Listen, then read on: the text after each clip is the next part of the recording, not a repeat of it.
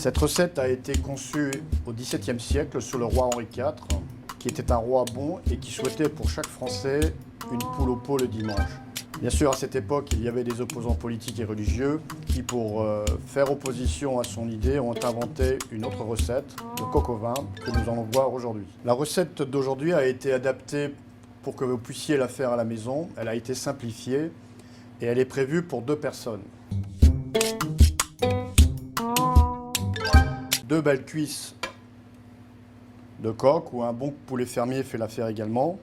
Un bel oignon, 2 carottes, 5 à 6 bons champignons, du lard fumé non cuit et quelques épices, 2 feuilles de laurier, des herbes de Provence, 2 clous de girofle et bien sûr du sel et du poivre.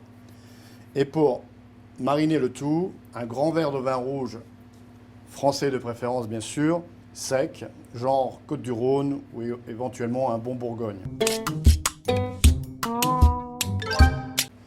Donc on prend une cuisse de poulet, on la pose sur la planche à couper, un bon couteau, on touche un petit peu pour trouver la jointure et simplement on incise. Voilà, un geste sec, précis. Voilà, c'est déjà une portion. On place le tout dans un récipient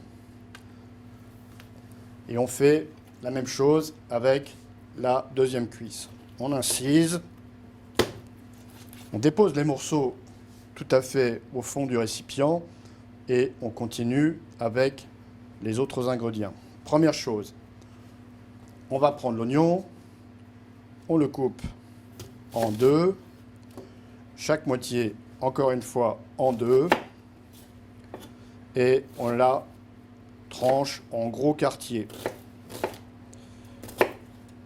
Bien, ceci étant fait, on récupère tous ces morceaux et on va les placer sur les cuisses de poulet déjà dans le récipient. Deuxième partie, on va prendre les carottes et on va faire la même opération. Suivant l'épaisseur des carottes, on les taille d'une manière un peu différente. On a toujours le tout bien sûr déposé dans le récipient. On va rajouter du poivre et du sel sans en mettre de trop. On peut toujours en rajouter à la cuisson. Voilà. On rajoute les 2 feuilles de laurier, les 2 clous de girofle et un petit peu d'herbe de Provence pour donner un peu plus de goût. On prend le vin rouge, on l'ajoute à la préparation et délicatement, on remue un peu le tout pour que ça s'imprègne bien des différentes épices. On prend les champignons, on les coupe en tronçons de 4, comme ceci.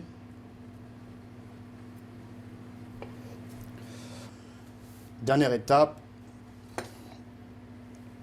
les tranches de lard, un peu épaisses d'environ 1 cm, sont également coupées en tronçons un peu plus élevés, plus importants, de façon à ce que le lard ne tombe pas en miettes pendant la cuisson et qu'il donne le maximum de goût.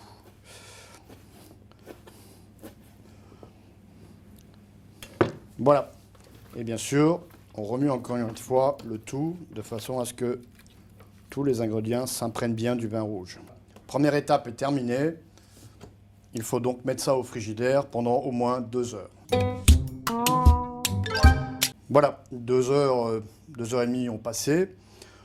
Donc vous voyez très bien que tous les ingrédients ont commencé à prendre la couleur du vin rouge et que la viande a pris une petite couleur rosée. Le vin rouge a pénétré tous les aliments, tous les ingrédients. Maintenant, nous allons passer à l'étape suivante, la cuisson. Bien, comme je vous l'ai dit tout à l'heure, nous allons commencer la cuisson. Donc, première chose à faire, c'est séparer le vin du reste des aliments. Donc, c'est très simple. Il suffit de prendre un autre récipient, on met simplement la main et on verse le vin de façon à pouvoir utiliser le reste beaucoup plus facilement. Voilà. Donc pour l'instant, on met le main de côté, il sera réutilisé et on va commencer à la coloration du poulet et du reste des aliments. On travaille avec une poêle, c'est beaucoup plus facile, mais ça évite de brûler les récipients de qualité que vous auriez à la maison. Donc un petit peu d'huile. Voilà. On fait bien chauffer. On utilise une fourchette de cuisine ou alors une pince et on va commencer par dorer le poulet. Donc pour dorer le poulet, on pose les morceaux délicatement.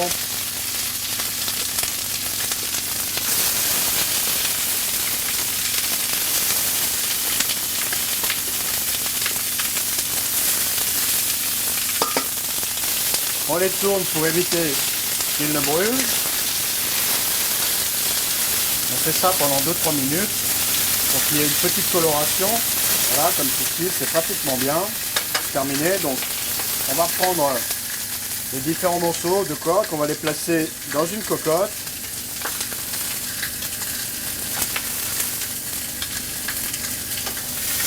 Donc je vous rappelle qu'on avait séparé le vin et les différents ingrédients, donc il nous reste les légumes et les épices dans notre pot à marinade. Et nous allons faire la même chose qu'avec le poulet.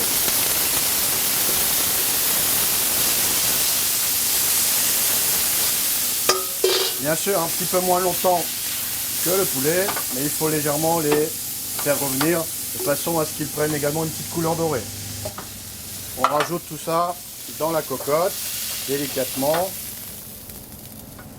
Et on va passer à la dernière étape qui est le déglaçage. Pour le déglaçage, on met simplement un petit peu de marinade dans la poêle et le reliquat dans la cocotte. On laisse bouillir un petit peu. Voilà. Et ensuite, même opération, on va verser le tout dans la cocotte et on va procéder à la cuisson. On rajoute un petit peu d'eau, comme ceci, en y rajoutant également une cuillère de farine pour que la sauce prenne un peu de consistance. On dilue le tout, voilà, comme ceci, et on rajoute tout ça dans la cocotte. On remue un petit peu.